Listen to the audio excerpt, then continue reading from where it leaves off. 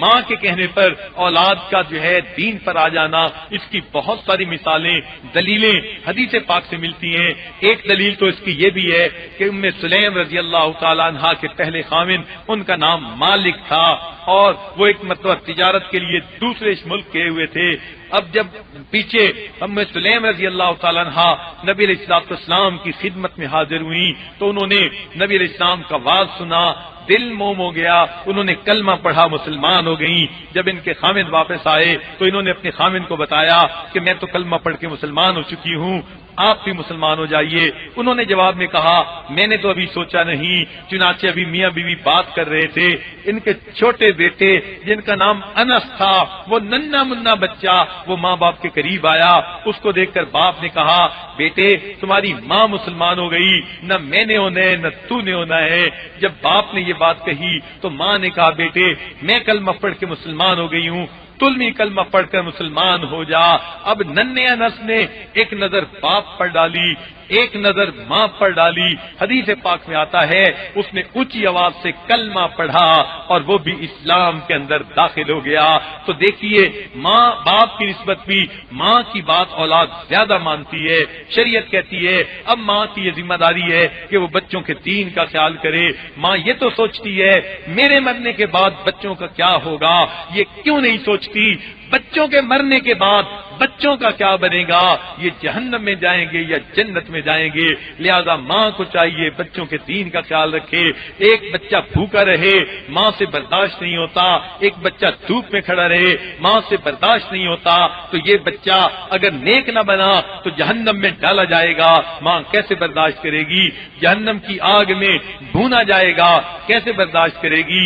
اس کو جہنم کے اندر بھوکا رکھا جائے گا، ماں کیسے برداشت کرے گی؟ آج وقت ہے اپنی اولاد کو دین کی طرف متوجہ کرنے کا۔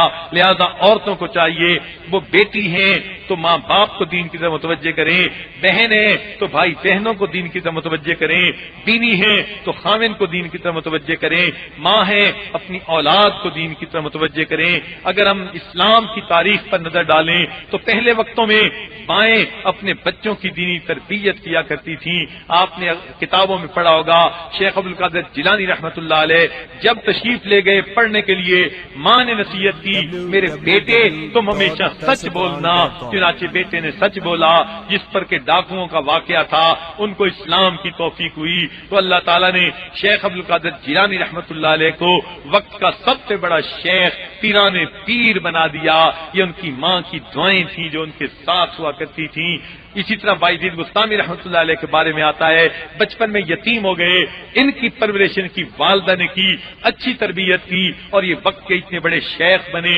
ان کے بارے میں جنید بغدادی رحمۃ اللہ علیہ فرمایا کرتے تھے کہ بایزید بستامی کو اولیاء کے اندر وہ مقام حاصل ہے جو جبریل علیہ السلام کو فرشتوں کے اندر مقام حاصل ہے۔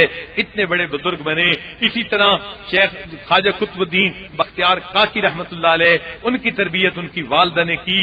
اس کے مشہور واقعہ ہے قطب الدین بختیار کاکی رحمۃ اللہ علیہ کا۔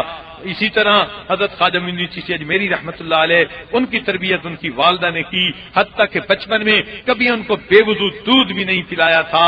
اس برکت کا یہ نتیجہ نکلا 7 لاکھ ہندو ان کے ہاتھ پر مسلمان ہوئے، 70 لاکھ مسلمان توبہ طائب ہو گئے۔ اللہ نے یہ اعزاز عطا فرمایا۔ تو مائیں اس وقت میں اولاد کو دین کی طرف متوجہ کرتی تھیں اور بچے پھر بڑے ہو کر کتنے اچھے بنا کرتے تھے۔ تو یہ ایک فطری سی چیز ہے۔ آج کی ماں کو بھی چاہیے اپنی اولاد کو دیندار بنانے کے لیے فکر مند ہو جائے، دل میں غم لگا ہوا ہو، فکر لگی ہوئی ہو میری اولاد دیندار کیسے بن جائے۔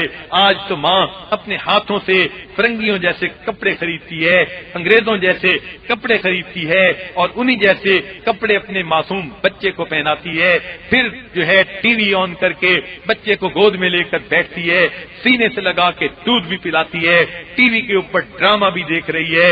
اب جب وہ تھرکتے جسموں کو دیکھے گی، گانے والیوں کو دیکھے گی اور اس حالت میں بچے کو دودھ پلائے گی تو بچے کی روحانیت کا کیا بنے گا؟